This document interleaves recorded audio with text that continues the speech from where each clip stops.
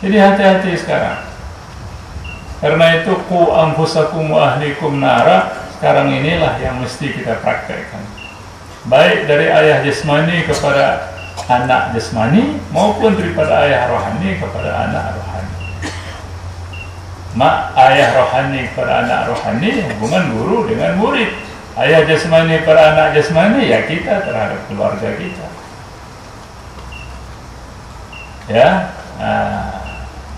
karena itu apapun persoalan sampaikan kepada ulama kita. Karena itu maka ulama-ulama pondok ini harus bersatu dalam mempertahankan akidah yang murni, dalam amar ma'ruf nahi mungkar. Karena itu maka kesatuan pondok-pondok ini ini pondok-pondok ini benteng ini. Di Jawa di mana-mana pondok-pondok pesantren itu benteng malah. Benteng Islam itu pesantren-pesantren. Karena pesantren-pesantren pondok-pondok itu masih menjaga kemurniannya. Kita tidak berbicara soal politik. Soal politik itu serahkan pada ahli politik. Tapi yang kita bicarakan, kita, keluarga kita, anak-anak kita, murid kita, akidah, nilai-nilai keislaman. Habis. Kalau orang mau terima, syukur.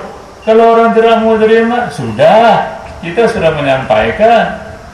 Jangan pula kita marah pula kepada orang karena tidak mau menerima. Nanti orang mengira, ini sudah ada pula teroris di sini.